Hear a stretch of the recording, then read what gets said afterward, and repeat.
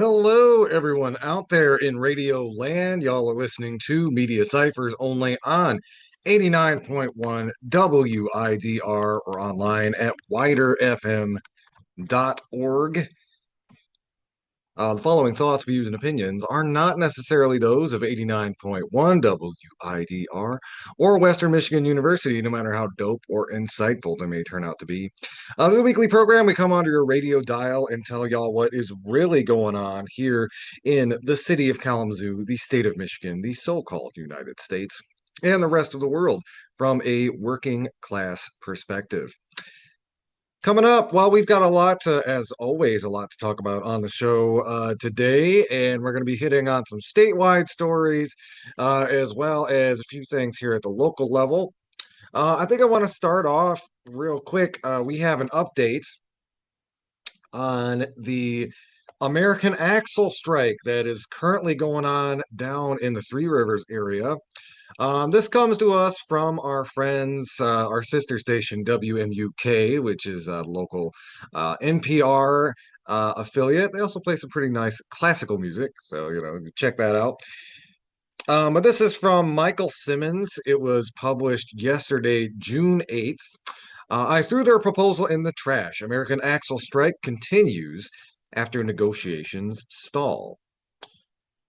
A union representative said contract negotiations appeared to be going well this weekend, but they fell apart on Monday. The United Auto Workers strike at an automotive parts plant in Three Rivers entered its second week on Monday, with contract negotiations ongoing. Josh Jager is the bargaining chair for the United Auto Workers Local 2093. He said at the beginning of the strike last week, the Dausch Corporation, of which American Axle is a part, did not make any moves. For the first few days afterwards, radio silence. That was until Wednesday when he met when he said Dausch met with the union. But Jager added that the proposals didn't address issues at the heart of the union's strike, like improved wages and benefits. After days of meetings, Jager said Dausch finally put forward a workable contract, with the two sides convening on Monday to discuss it. They're reviewing our last package proposal. We're looking at theirs. Hopefully, we can come back to the table here after a short review period and just put both new proposals on the table. Same time, talk them through what's the sticking point and see if we can't shake hands. However, this would not happen as during the meeting, negotiations fell apart.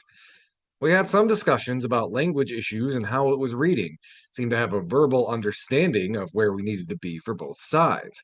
And then the company goes, writes up the proposal, brings it back, not even close to what we talked about.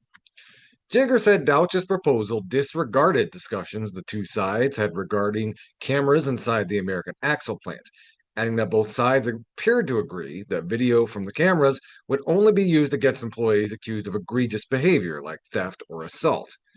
I threw their proposal in the trash because I was upset that we're not listening to what we're doing at the table and you're going back and doing your own thing in your own room. Despite the setback, Jager said he's still hopeful the union can outlast Dauch. He claimed the company is getting close to running out of the automotive parts it stockpiled in anticipation of the strike. The company, Dauch, did not respond to a request for comment. That was Michael Simmons from WMUK. That was published on June 8th, yesterday. I threw their proposal in the trash. American Axle strike continues after negotiations stall. All right, we're going to take just a really quick little break. We'll come back. We're going to have some more stuff to talk about. Keep your dial locked. Y'all are listening to Media Cyphers only on 89.1 WIDR or online at widerfm.org. You can also find us online at Media Cyphers on Facebook, YouTube, and the Media Cyphers Kalamazoo podcast, your only source for political revolution.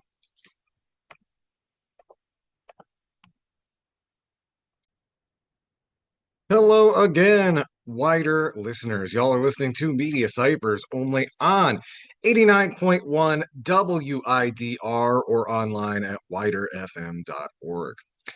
This next story comes to us from the World Socialist website, and we were just covering a story 2 weeks ago about efforts to unionize at KRISA.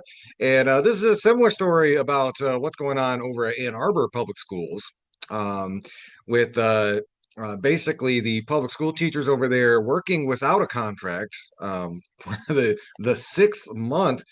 This was published on June 7th and written by Anthony Callahan. Headline: Ann Arbor Public School teachers enter sixth month without a new contract. On June 3rd, hundreds of Ann Arbor teachers and city residents rallied outside the Ann Arbor Public Schools Administration Building ahead of a Board of Education meeting to demand decent wages and conditions for some 2,000 Ann Arbor Public School employees who have been working without a new contract for over 5 months. Ann Arbor Public Schools is in the midst of finalizing its budget for the 2026 through 27 fiscal year, which begins July 1st. The Ann Arbor Education Association, led by President Fred Klein, allowed the previous contract to expire on December 31st, 2025, without a fight, effectively demobilizing the membership. While Superintendent Jazz Parks and the Board of Education claim good faith in bargaining, their objective remains the same: ensuring a 15% fund balance, approximately $45 million, to satisfy credit rating agencies and state overseers at the expense of educational quality and workers' livelihoods. In March of 2024, Ann Arbor Public Schools announced a $25 million budget deficit, linking it to an alleged $14 million accounting error related to pension liabilities.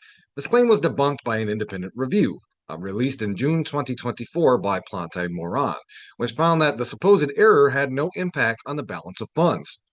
The review found that the real drivers were the expiration of federal COVID relief funds, declining enrollment, and inflation. The school district exploited this manufactured crisis to impose a sweeping round of cuts in 2024. The Ann Arbor Public School Board voted 6-1 to slash $20.4 million from the budget, eliminating 141 positions, including 91 teachers. The cuts gutted the elementary world language program, downgraded STEAM programming, eliminated co-teacher support for music programs, and closed middle school pools. In the aftermath, support staff were relocated to converted custodian closets without ventilation or running water, and instrumental music classes were held in stifling storage rooms with temperatures reaching 85 degrees. It is in this context that the teachers entered contract negotiations. The tentative agreement the AAEA bargaining team produced after months of state-mediated talks offered only a 1.5% salary raise for this year and next. This is an insult to teachers in a city where housing costs are among the highest in Michigan and where inflation has been running at 4.7%. The proposal also included class size increases of 3 students at every grade level, raising high school classes to 36, an 18% cut in elementary planning time, the elimination of art and music programs, and a hard cap on district healthcare contributions designed to keep payments below the floor that a pending state bill would legally require. The result was a verdict on years of sellouts.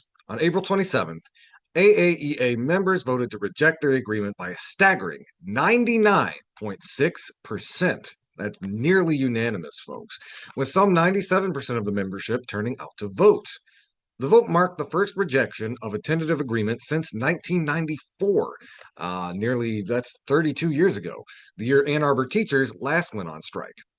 Teachers on social media pointed out that some classes at Pioneer High School already exceeded the proposed size limits, with AP Calculus sections running to 38 students. A teacher with 36 years on the job noted that the largest raise in 2 decades had been a 2.5% increase in 2006.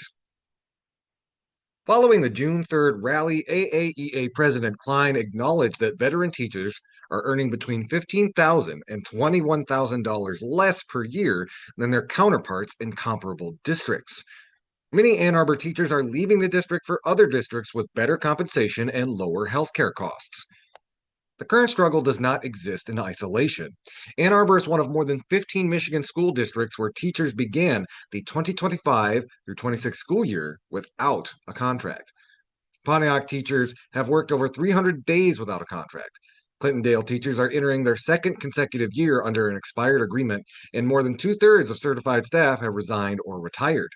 The Board of Education of Grand Rapids Public Schools, Michigan's eighth largest district, voted to close 10 schools by 2029, while its teachers remain the lowest paid in Kent County. The claim of the Ann Arbor Public School District that there is, quote unquote, no money to meet teachers' demands is bogus.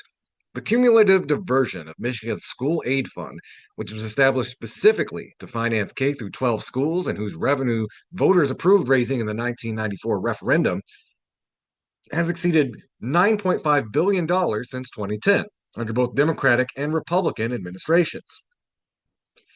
Democratic Governor Gretchen Whitmer, who condemned these diversions in 2013 when they totaled $400 million, proposed a record $1.7 billion diversion in her 2026 budget.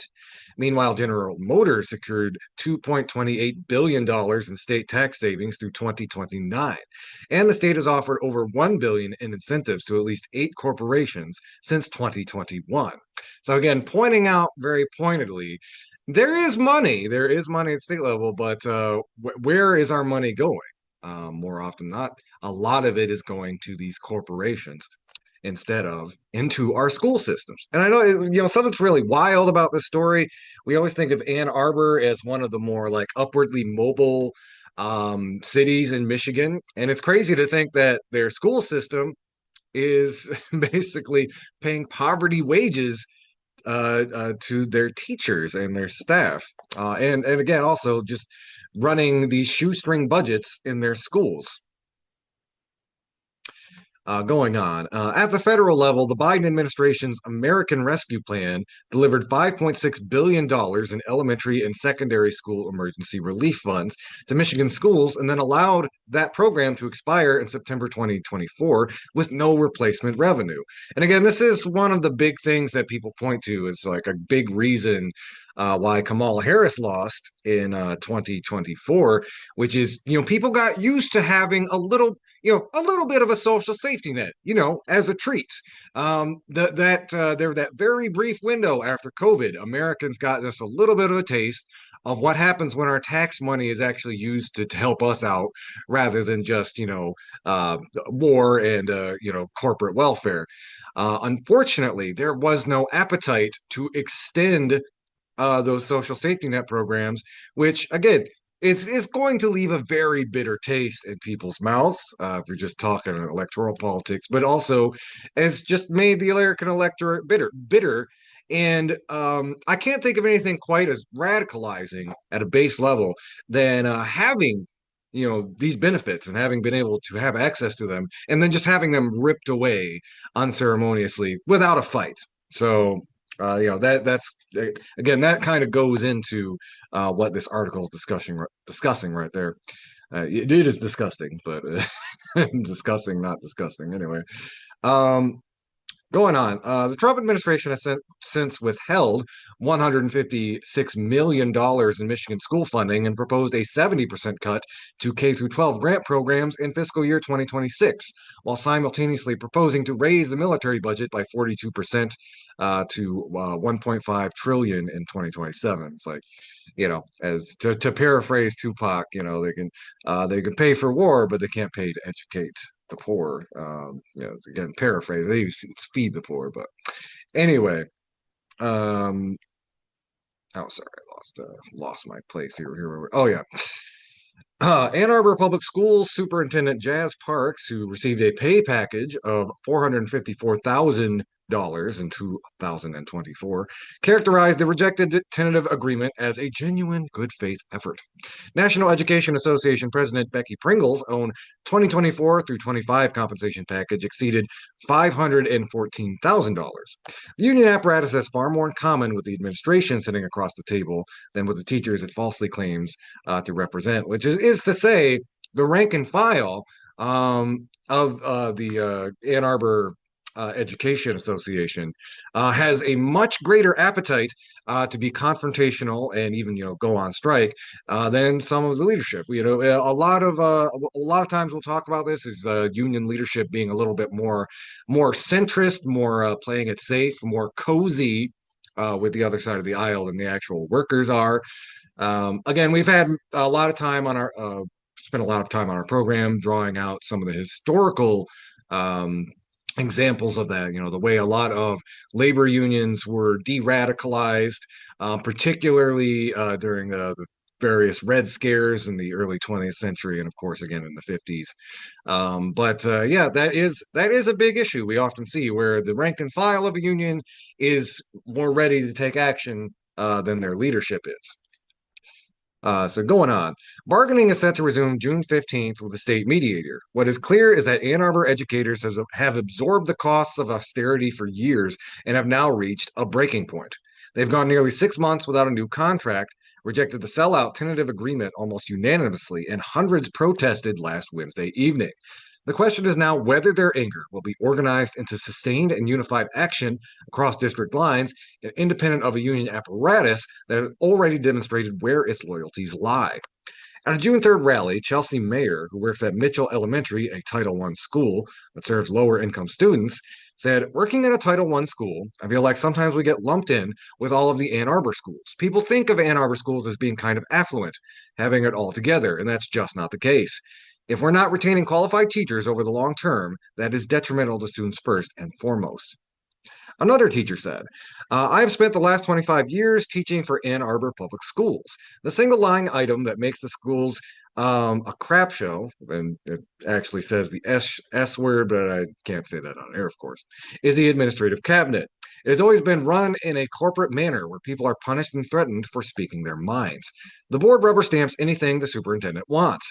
Sitting board members openly demonstrate disdain for teachers. We have so much bloat at the top. There are people working there making two teacher salaries that have little to no impact on the classroom. They are so detached from real teaching exposure that they're completely out of touch. And don't get me started on the wage theft.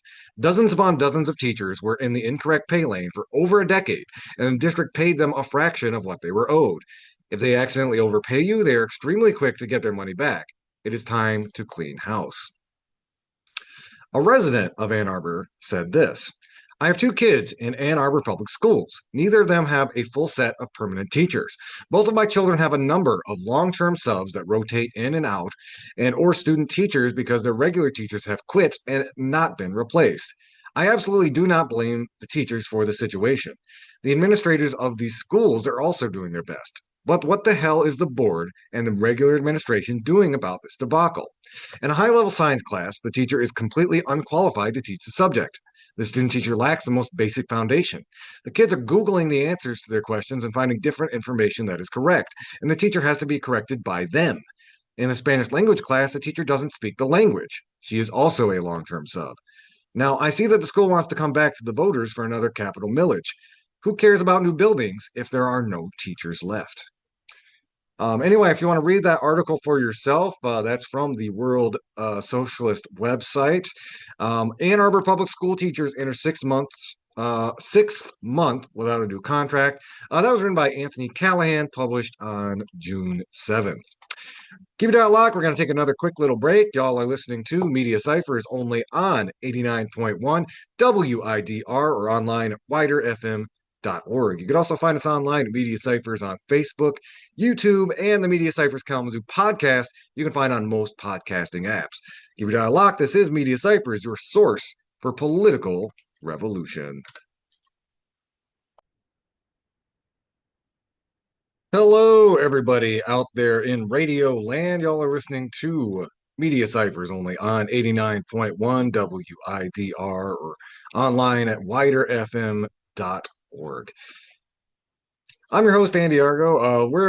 These next two stories are kind of the national, international level, but we're going to call these two stories. It was the best of Pride. It was the worst of Pride, and we're going to start. Well, it's a little bad news, good news.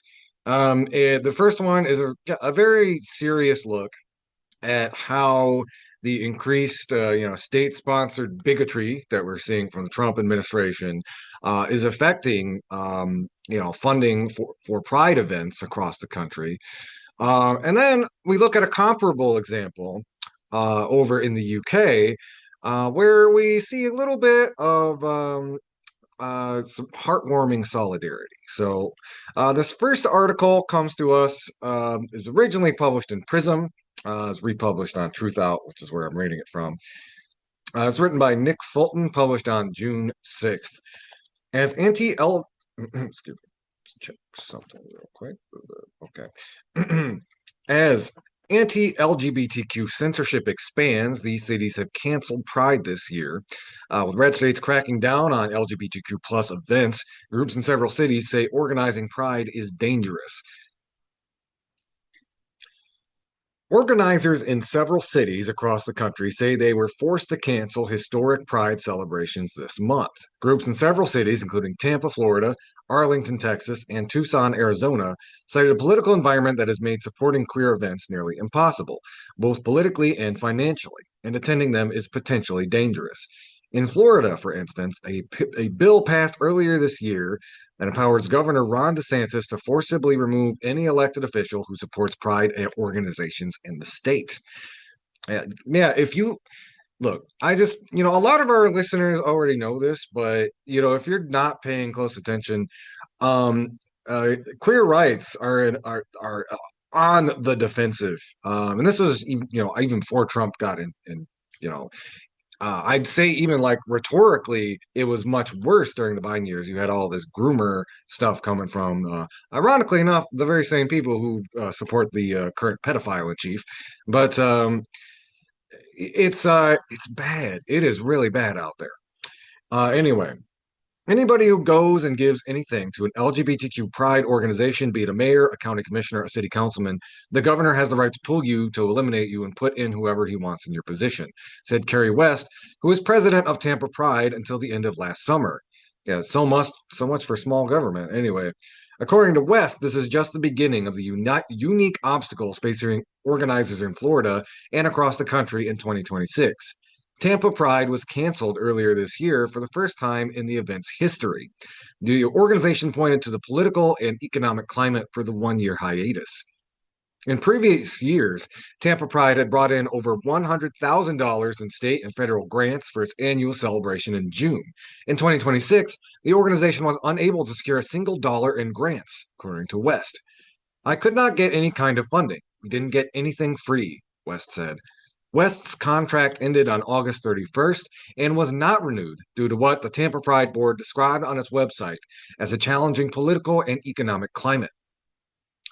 Similarly, in Arlington, a Republican government has made Pride not only challenging for organizers, but also potentially dangerous for attendees, advocates said.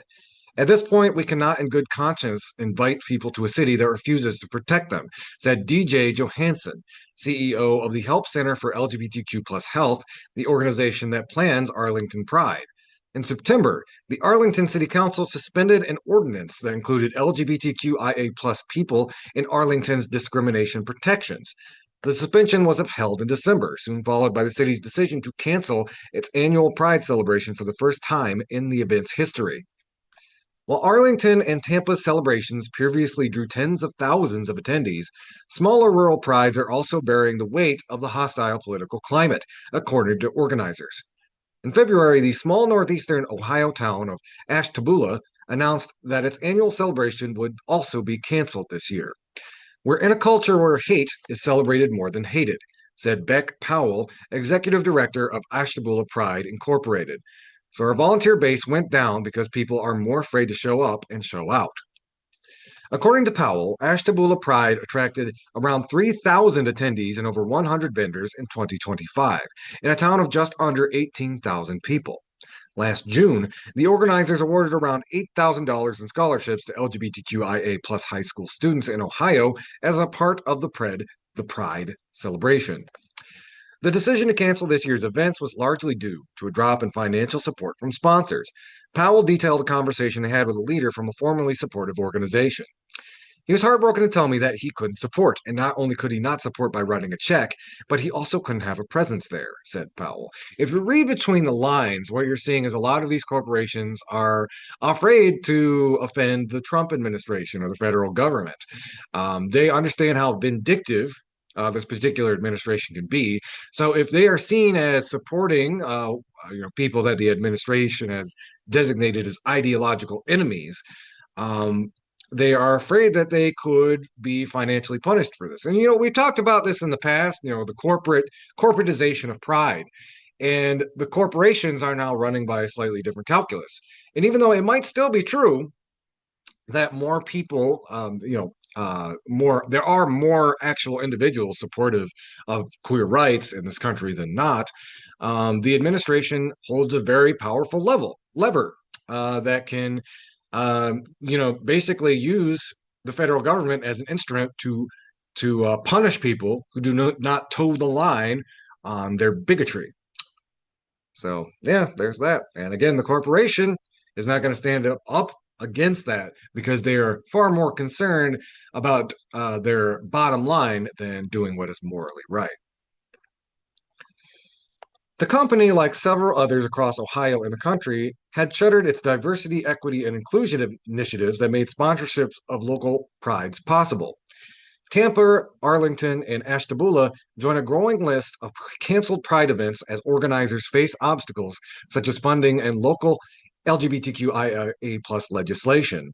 In January, Tucson Pride canceled all 2026 events and effectively dissolved as a result of financial hardships.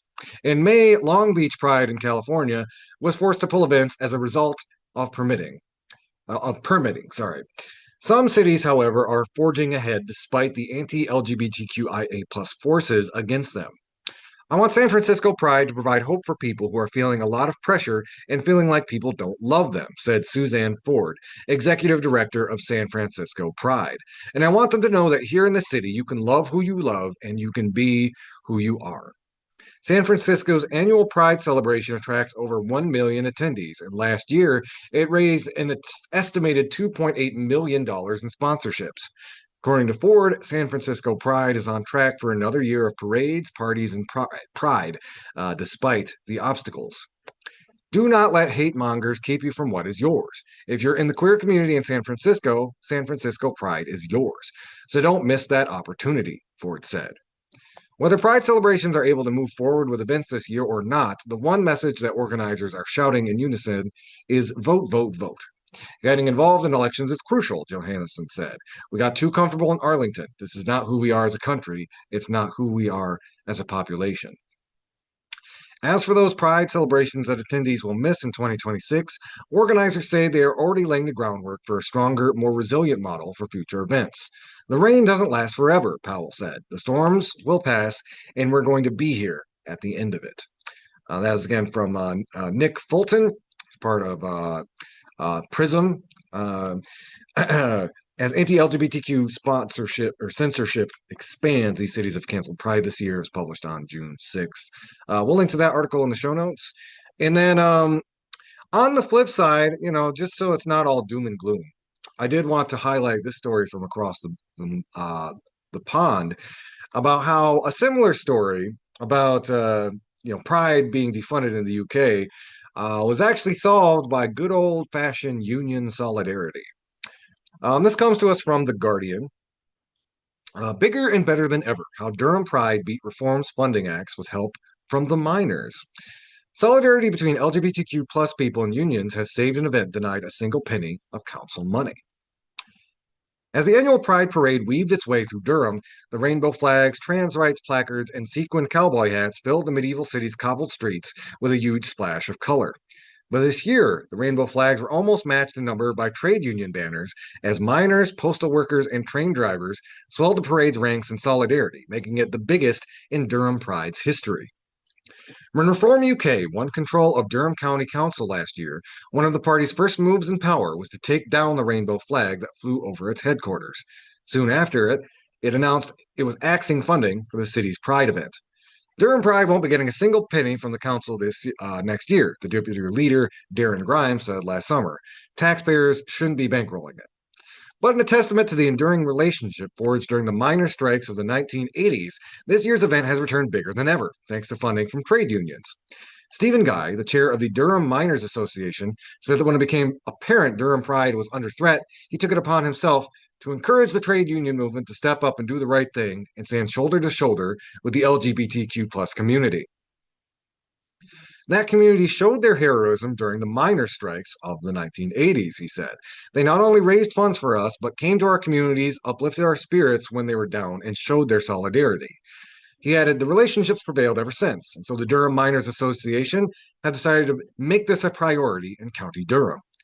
Metcalf, who founded Durham Pride in 2014, said that while the event had lost about 2,500 pounds in council funding, Reform's move had brought in about 25,000 from the unions. And people are supporting us more because of that decision. He said the support has been absolutely amazing, adding, I guess it's a big thanks to Reform that our headliner is Claire Richards from Steps this year. Metcalf continued, I can't stress how much people like the Coal Industry Social Welfare Organization, the Durham Miners Association, the TUC, and the trade unions have come together and said, right, that money's gone, but let's find it. Not only did they find it, they found more. One of the biggest donations came from Equity, the Performing Arts Union. Its president, Linda Rook, said, we are sending a message to Reform and any other group that is planning an attack we're planning on attacking the cultural sector, which is we see you, we will fight you, and we will succeed. The trade union presence at the event was bigger than it had ever been before.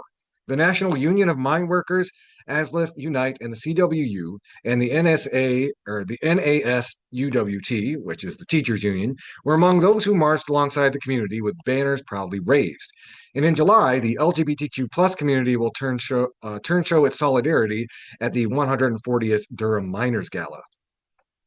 It's really important for us as a trade union movement to step in and make sure that Pride went ahead and could be bigger and better than ever, said Dave Pike, the regional secretary for TUC, Northeast, Yorkshire, and Humber. I'm really proud that we managed to raise more money than Reform ever took away. I think it's a really great example of solidarity in action. This is normal for us as a trade union movement, but I think it's especially important right now, given what Reform are peddling politically and the way that they're attacking LGBTQ people with their actions. Mary Kelly Foy, the Labor MP for the city of Durham, donned a rainbow feather halo and angel wings to join the parade. I think this is very, very special today, she said. We're just showing that we're strong. We're here stronger than ever, and we're not going away. The trade union and labor movement have been fantastic. We knew they would step up, she added, dismissing Reform counselors as silly, silly people in County Hall who just want divisive politics. We believe in rights and dignity and respect for everybody, no matter who you are, she said. So I had no doubt that the trade union movement would step in and fund this.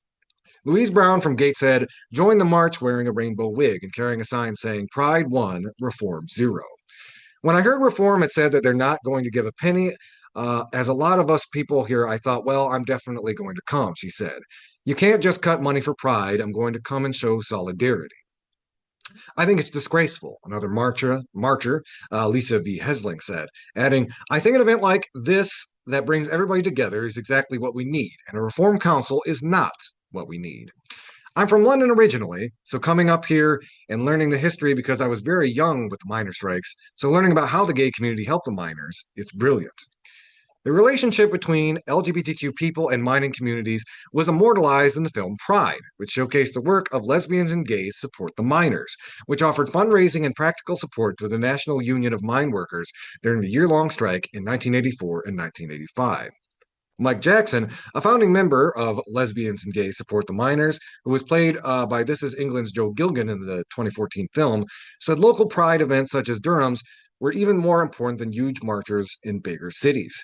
People like me left home because you couldn't be gay, really, in a little isolated town up north, he said. Now people are actually having prides in little isolated towns up north, and that makes all the difference. It's beyond our wildest dreams that we'd ever find an organization like Durham Miners Association absolutely and unconditionally standing up in support of LGBT rights in the face of a council that's basically turning its back on the LGBT community. That's wonderful. That's really good grassroots stuff. And it's a reflection of that unity that was struck between large sections of the LGBTQ community and the mining communities. A Reform spokesperson said, Durham County Council took the decision to withdraw taxpayer funding because residents expect their money to be spent on core local services. Blah, blah, blah. If trade unions and private supporters now wish to fund the event themselves, that is a matter for them. Yeah.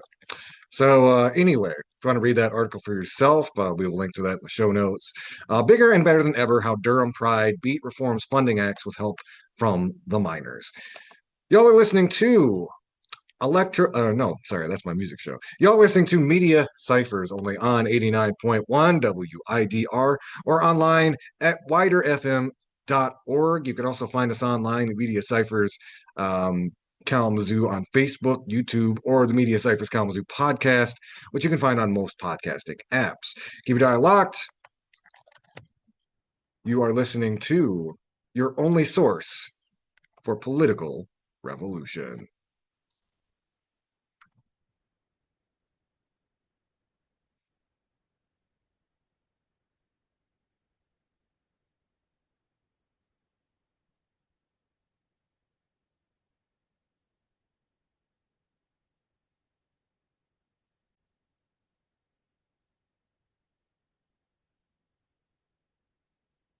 Hello again, everybody out there in radio land. Y'all are listening to Media Cyphers only on 89.1 WIDR or online at widerfm.org. Next story comes to us from the Grand Rapids Institute for Information Democracy. Jeff Smith, Grand Rapids top political analyst, in my humble opinion, had a really good article about kind of the confluence of Michigan politics and imperialism. So I just want to kind of read from it directly. Again, I think it was really good piece. This is published on June 3rd, again, written by Jeff Smith. Once again, Democrats are celebrating additional funding for a U.S. military base in Michigan. Last year, I wrote about how Michigan Senators Gary Peters and Elissa Slotkin had sent a letter to President Trump to secure a new fighter mission at Selfridge Air National Guard Base in Macomb County, Michigan. Part of that letter read thusly: "We appreciate your recent commitment to base a new fighter mission at Michigan's Selfridge Air National Guard Base. Michigan has always stepped up to defend our nation. In World War II, Detroit earned the title Arsenal of Democracy by producing the tanks, airplanes, and equipment that power the forces of freedom's victory over fascism and tyranny. Today, that same spirit of grit and innovation lives on at Selfridge. Selfridge is an ideal location for a future fighter mission with the experienced pilots, crews, and maintainers, access to world-class exercises and training ranges with state-of-the-art infrastructure." As you highlighted, Selfridge has enjoyed bipartisan support from the Michigan congressional delegation, state and local leaders, and the Macomb County community to recapitalize the 107th Fighter Squadron's A-10 aircraft with an advanced fighter. Your announcement is an important step towards realizing our long-held goal, and we are ready to work with you, the Department of Defense, and the Air Force to identify and base a new advanced fighter mission at Selfridge. Besides supporting the economic system of capitalism, the Democratic Party has always supported U.S. militarism. By the way, I kind of want to comment on something here, kind of the rhetorical spin that Peters and Elissa Slotkin made, referencing World War II, and it's honestly it's an odd little trick because it's something that you see this sometimes from Democrats who are trying to justify current militarism with arguably like the only justified war we did, almost the only justified war Americans ever done, which is World War II. And even then, a lot of people, leftists, Marxists, might argue that the U.S. government didn't quite step in so much to fight fascism as it was somebody was, angling in on our territory, the big colonial game. But the people who actually fought in World War II, the actual soldiers, the rank and file, were actually fighting fascism. Just acknowledge quick, D-Day was about 82 years ago this week. It's the thing is, it's gross.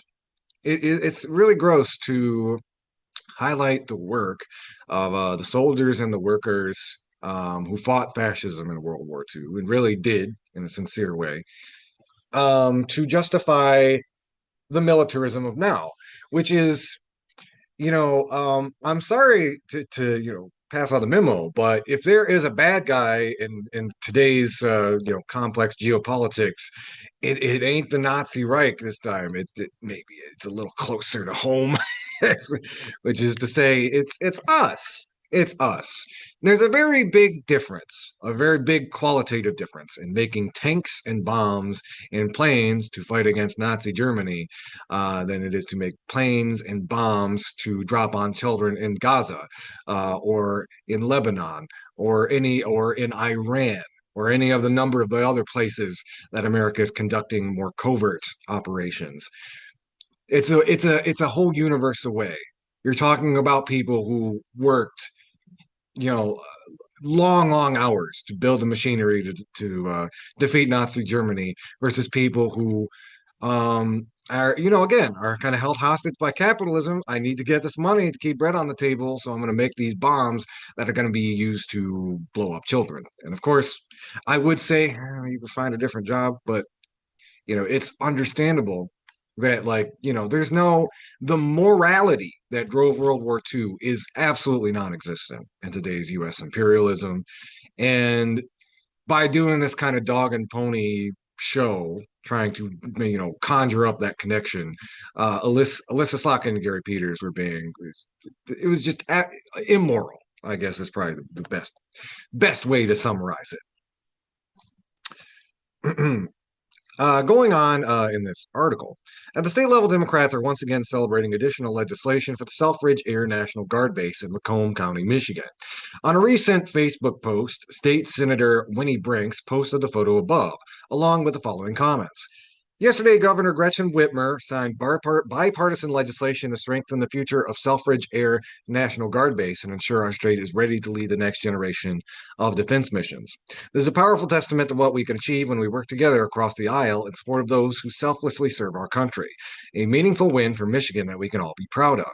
And a special thanks to Senator Kevin Hurdle for his key leadership on this effort. I highlighted the phrases that stood out the most, all of which suggest that more funding for militarism keeps the public safe and that we should all be proud of it. U.S. militarism has rarely ever brought justice or saved lives. In Senator Brink's comments, she gave high praise to Governor Whitmer, who said during the announcement for the $152 million for the Selfridge Air National Guard Base, today's funding is a huge bipartisan win for Michigan that will grow our economy and make our country safer. Since securing a new F-15EX fighter mission last year, I've been working closely with our federal partners and congressional delegation to prepare Selfridge with upgrades to runways and taxiways, but we needed state funding to ensure the base will be ready for new aircraft to start arriving by 2028. In that same press release, Governor Whitmer's office also provided an overview of her office's commitment to the U.S. military-industrial complex, sharing what has happened since her tenure as governor. List is on the article. I'm not going to read through it all. Again, U.S. militarism is and has always been a deeply bipartisan reality. This bipartisan commitment to U.S. militarism has translated into funding for war, while thousands of families in Michigan struggle to survive. It is never about whether or not there is enough money to support families. Rather, it is a matter of priorities. The U.S., Senators Peters and Slotkin, Governor Whitmer, and Senator Brinks all choose to fund militarism over basic community needs. Anyway, you can find that article that is on Grand Rapids Institute for Information Democracy.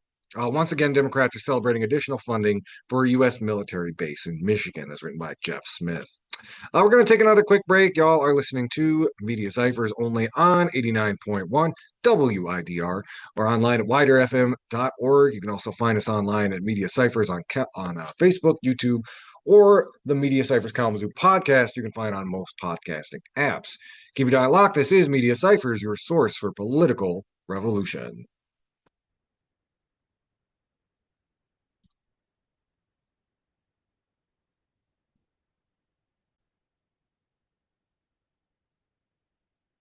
Hello again, everybody out there in Radio Land. Y'all are listening to Media Cyphers only on 89.1 WIDR or online at widerfm.org.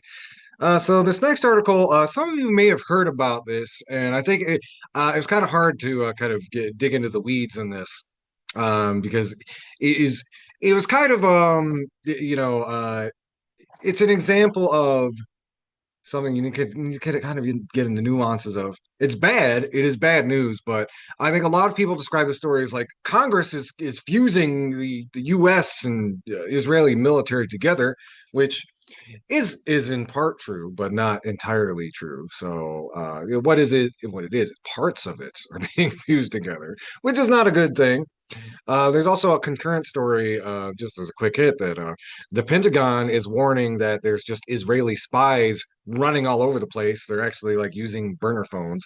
So that really sums up the state of U.S. Israeli affairs. It's like the Congress and all of its APAC politicians are trying to like fuse elements of the U.S. and Israeli military, while the Pentagon is like, there's our ally is spying on us everywhere. Help. Okay. So anyway, I thought there's an article from Austin Campbell over at Intercept, and I think they kind of explained this whole situation very well. Congress is trying to permanently integrate U.S. and Israeli defense tech. It's published on June 8th.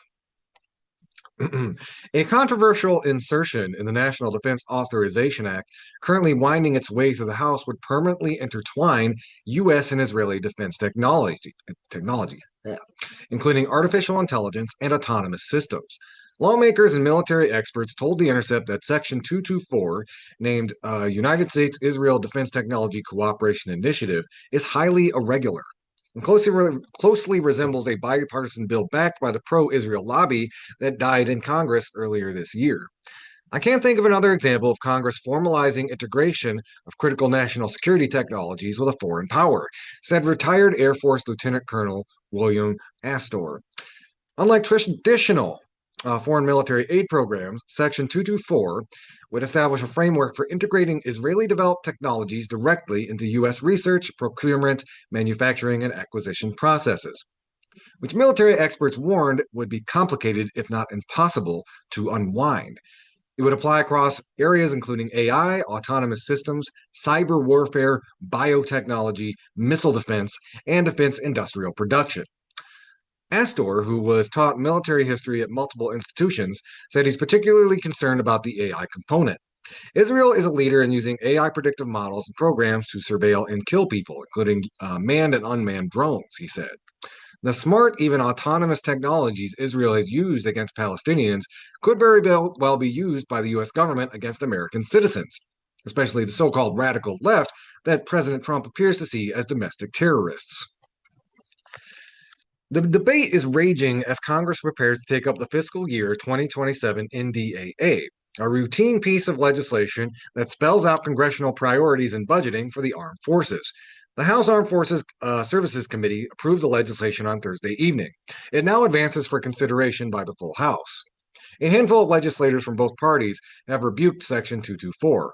Among them is Representative Thomas Massie, the Kentucky Republican known for opposing all foreign military aid, a stance that drew the ire of the American Israel Public Affairs Committee and drove millions in spending against him in the recent primary he lost to a Trump-backed challenger. Massie was quick to condemn the proposal before it moved forward, writing, "If the provision in the NDAA to integrate/synchronize the U.S. and Israeli militaries makes it out of committee, I'll offer an amendment to strip it from the bill on the floor." Representative Ro Khanna, a California Democrat and Massie's frequent collaborator, attempted to do something similar at the committee stage. On Thursday, Khanna introduced an amendment seeking to remove Section 224, arguing that Congress should not deepen military integration with Israel at a time when lawmakers are increasingly questioning the future of the U.S.-Israel relationship. But the amendment failed in committee after opposition from both Republicans and Democrats, including Armed Services Committee Ranking Chairman Adam Smith, Democrat from Washington, who argued that the U.S. benefits from access to Israeli military technologies developed under real-world combat conditions, citing missile defense, drone warfare, and other emerging capabilities as areas of mutual interest. According to its proponents, the goal of Section 224 is to transition Israel away from decades of dependence on U.S. taxpayer-funded military assistance and toward a model centered on trade, co-development, and defense partnership, mirroring a desire expressed by Israeli Prime Minister Benjamin Netanyahu. With the Obama-era Memorandum of Understanding with Israel set to expire in 2028, Israel and its backers in Congress are searching for new ways to preserve U.S.-Israeli military collaboration. The current U.S.-Israel MOU provides approximately $3.3 billion annually in foreign military financing and $500 million annually for missile defense cooperation, totaling $38 billion over 10 years through 2028. Netanyahu stated in January that he hoped to replace Israel's dependence on American military assistance in the next decade.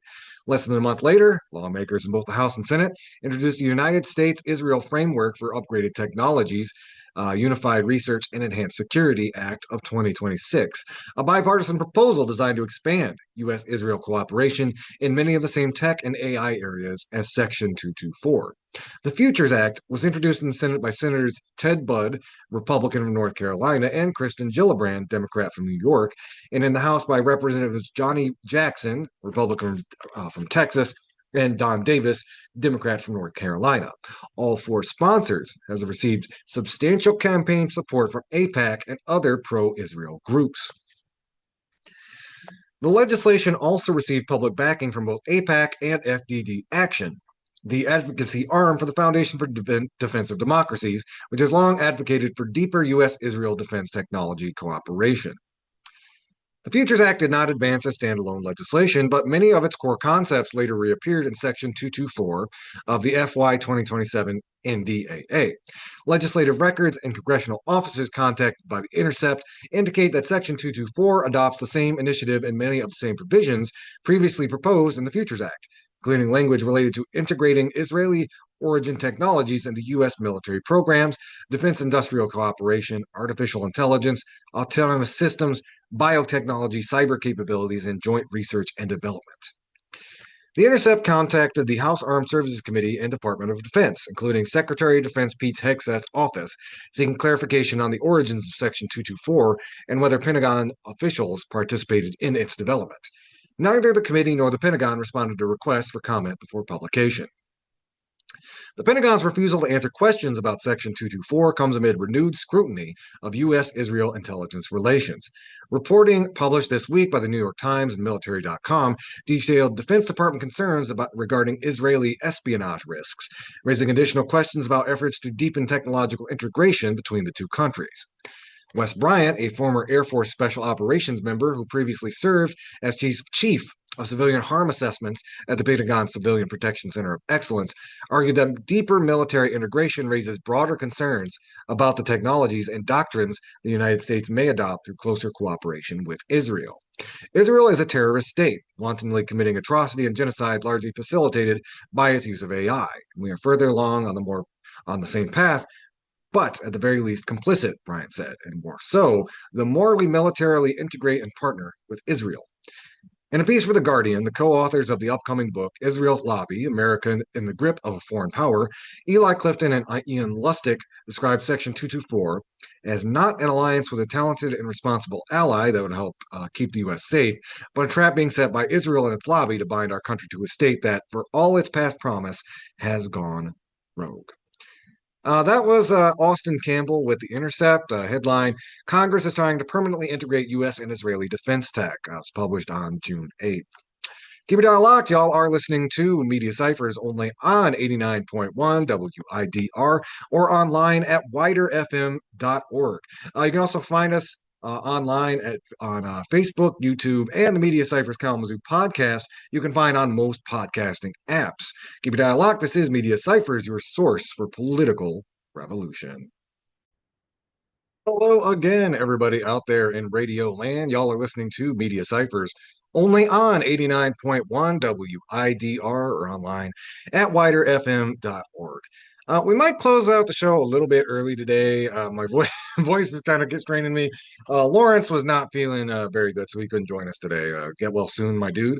We had a pretty good weekend. We went to our class reunion. Still got to get some pictures from it, but it's always funny, like, catching up with people you haven't seen in like 20 years, and as a lot of my high school mates knew, I was a big talker then, and I've kind of made a second career out of yapping at least 2 hours a week, every week. So, but I wanted to hit on this story, which is national and international in scope. But I think I want to leave this in the show on a good note, and it's about what happens when people really, a whole country of people get together and are like, hell no. So I don't know if you all have heard about what's going on in Albania, or I'm going to be reading from this article. It's from Left Voice, or more specifically, it's republished from the La Iskadera Diario, which is rough. I think that's roughly translated as the like an internet. It's a socialist magazine. So, headline is Massive Protests in Albania Against Trump family's tourism project in protected areas. Albania's capital have seen days of protests against the Trump family's tourism development project. The world's billionaires have no problem trampling on the sovereignty of our countries through neocolonial policies backed by local governments. Albania's capital, Tirana, has been the site of intense protests as thousands gathered in front of Prime Minister Edi Rama's office to denounce the handover of national heritage for a tourism project linked to the Trump family on the Adriatic coast. Social and environmental organizations accuse the government of tailoring environmental protection laws to allow Ivanka Trump and her husband Jared Kushner to build on Sazan Island, and in the Vajosa Narta Lagoon. The project would be near one of Europe's last wild river ecosystems, which the state had previously pledged to protect. Tensions in the streets are escalating as more details of the agreement emerge, a concession that critics argue surrenders territorial sovereignty in exchange for meager returns to the state budget, while the profits remain in the hands of the Trump Kushner family. In the popular assemblies that have proliferated across Tirana, a common message has emerged. This is not development, but rather a form of colonial plunder in which public land is being sold off to build a luxury enclave inaccessible to Albania's working people, who face low wages and rapidly rising inflation. The luxury complex, valued at $1.6 billion, would destroy the dunes and pine forests of Sazan Island and the Vajosa Narta Lagoon, a critical ecosystem for migratory birds and sea turtles that is now threatened by concrete, yachts, and exclusivity for the wealthy. The nation is not for sale, read the signs carried by thousands of demonstrators who faced repression by private security guards, with the state's complicity. What is happening in Albania is not an isolated case, but rather the modus operandi of a billionaire elite that views the world as their playground. A similar example emerged as part of the Board of Peace presented in Davos at the beginning of 2026, where Trump, following a plan designed by his son-in-law Jared Kushner, announced a proposal for reconstruction of Gaza. But on the aftermath of Israel's genocide and the displacement of the Palestinian population, the project envisions transforming the Gaza Strip into a Middle Eastern Riviera, featuring luxury beachfront apartment buildings, a new port, an international airport, and zones dedicated to coastal tourism and data centers. The plan, which includes the creation of an industrial zone named after Elon Musk, would operate under strict security control and would require displacement of Palestinians to neighboring states in order to clear the land following. Another notorious neocolonial project devised by one of the world's leading billionaires is Peter Thiel's Model City initiative in Honduras, known as Prospera. There, the libertarian magnate sought to create an enclave governed by its own laws, courts, and tax system operating outside national sovereignty. When the project became a national scandal and the Honduran government moved to halt it, Thiel did not hesitate to sue the country in international tribunals, demanding compensation for being prevented from playing God on foreign soil. Thiel has repeatedly stated that he has little faith in governments or democracy, arguing that countries should be run like private companies under a CEO with absolute authority. Yet, like most of the world's wealthiest individuals, he continues to rely on states and governments to secure contracts, conduct businesses, and protect what he considers his private property rights, even when it comes to projects as controversial as the one in Honduras. It is therefore no coincidence that Thiel recently arrived in Argentina with plans to establish a presence there and evaluate investment opportunities. The billionaire, a personal friend of Javier Milei and a central figure in Silicon Valley's neo-reactionary movement, is reportedly seeking in the Southern Cone what he has pursued elsewhere: luxury enclaves and survival bunkers through land acquisitions in Patagonia and other strategic areas and insurance against global collapse. The plans also offer opportunities for data and resource extraction through companies like Palantir, which could be linked to the Argentinian government's recent announcement exploring the use of digital twins for citizens. Indeed, the Argentinian Senate is set to vote in an upcoming session on a law concerning the inviolability of private property, which critics argue could facilitate the purchase of strategic lands by removing limits that previously applied to foreign citizens. Whether in Albania, Honduras, or Argentina, the logic is the same.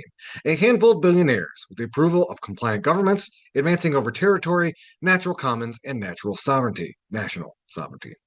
The response must also be the same, as demonstrated today in Albania through the struggle and resistance against those who seek to turn the planet into their private backyard. That was originally written by, or published in La Izquierda Diaro International, massive protests in Albania against Trump family's tourism project in protected areas.